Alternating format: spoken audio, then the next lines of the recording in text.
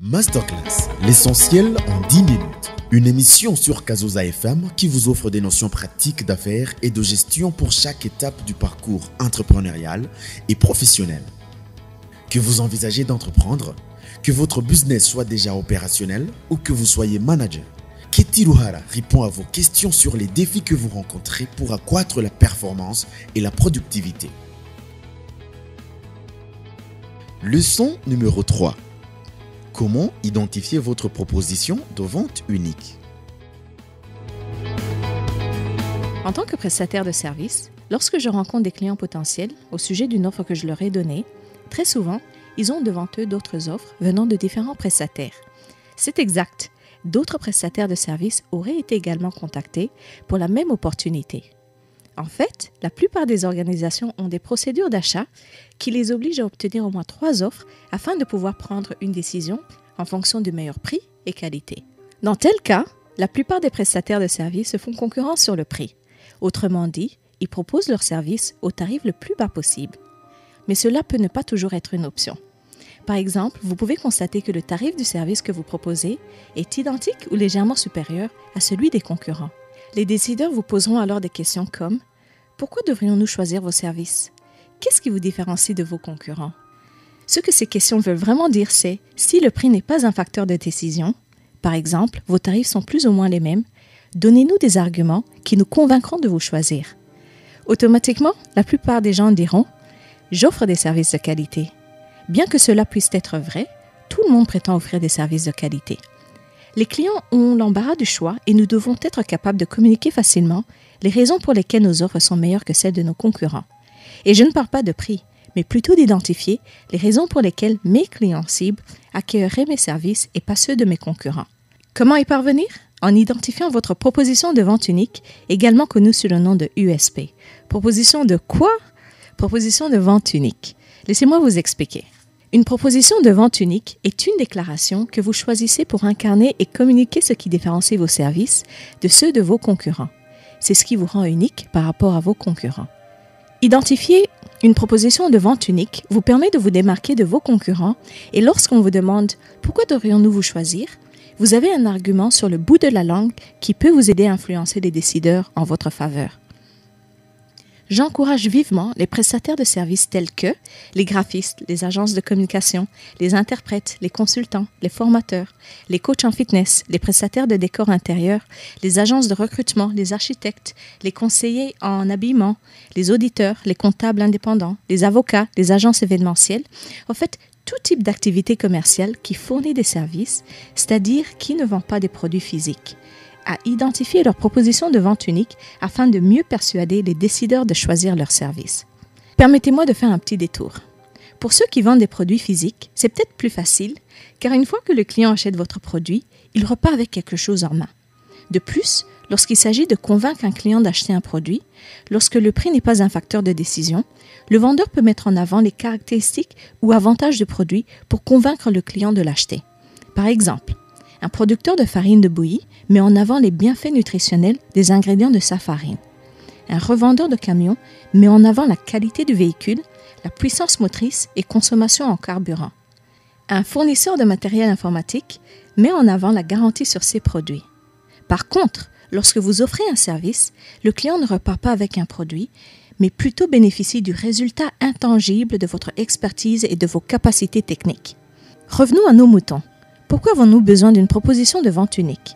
Eh bien, il est probable que nombreux de vos clients potentiels passent par un processus vigilant pour décider quels prestataires dans votre secteur d'activité méritent leur temps, leur argent et leur confiance.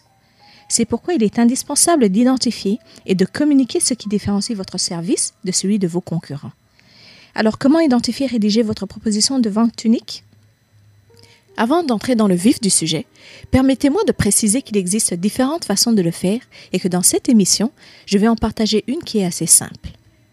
Sur une feuille de papier A4, tracez 4 colonnes.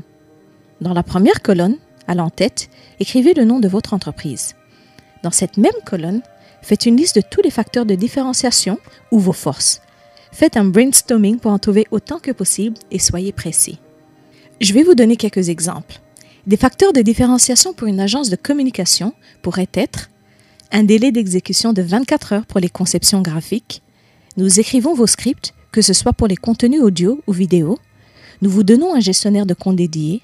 Notre graphiste vient vers vous et conçoit des designs à vos côtés. Nous fournissons une formation de base en marketing à nos clients, etc. Des facteurs de différenciation pour une conseillère en habillement pourraient être: nous avons des magasins partenaires d'habillement locaux pour faciliter les achats de nos clients. Nous vous fournissons un conseil d'habillement selon votre morphologie pour toute occasion. Nous vous procurons des conseils en ligne instantanément. Nous vous conseillons comment associer de manière créative vos vêtements, accessoires et chaussures, etc. Des facteurs de différenciation pour une salle de sport pourraient être: vous avez accès à un coach qui vous conseille quel genre d'exercice à faire en fonction de votre objectif. Vous avez accès à un nutritionniste pour vous aider à préparer des repas sains et abordables. Nous repassons vos chemises pendant que vous faites le sport les heures de midi 14h. Nos douches sont si agréables que vous voudriez vous y doucher tous les jours, etc. Des facteurs de différenciation pour un développeur de site web pourraient être: vous pouvez choisir des photos de notre base de données sans frais supplémentaires. Nous rendons votre processus de rédaction facile en vous assignant un assistant qui vous aidera à rédiger les textes de votre site web. Nous vous envoyons des rapports mensuels sur la performance de votre site ainsi que des recommandations de comment accroître les visites, etc. Ce sont donc quelques exemples et pour récapituler, la première étape dans l'identification de votre proposition de vente unique est de dresser une liste de tous vos différenciateurs ou points forts. Essayez d'en identifier au moins 10. La seconde étape consiste à mener des recherches sur vos concurrents directs. Ainsi, dans les 3 colonnes suivantes, dans les en-têtes, vous écrivez le nom commercial de vos 3 concurrents. Donc, la deuxième colonne pour représenter le concurrent X, la troisième colonne pour représenter le concurrent Y et la quatrième colonne pour représenter le concurrent Z. Pour chacun de vos concurrents, vous vous demandez quelles sont leurs propositions de vente unique ou leurs points forts. Ce n'est pas facile, mais vous devez vous efforcer à réfléchir de manière approfondie, mener des recherches discrètes et de se renseigner de manière créative à propos de vos concurrents. Plus vous en savez sur vos ennemis, vos concurrents, plus vous serez en mesure de les surpasser. Vous n'avez pas besoin de faire cet exercice en une seule fois. Ayez simplement votre A4 à portée de main et dès qu'une nouvelle pensée vous vient à l'esprit, notez-la dans la colonne appropriée. Ce qui veut dire que lorsque vous aurez terminé cet exercice, la première colonne contiendra une liste de tous vos arguments de vente unique ou points forts.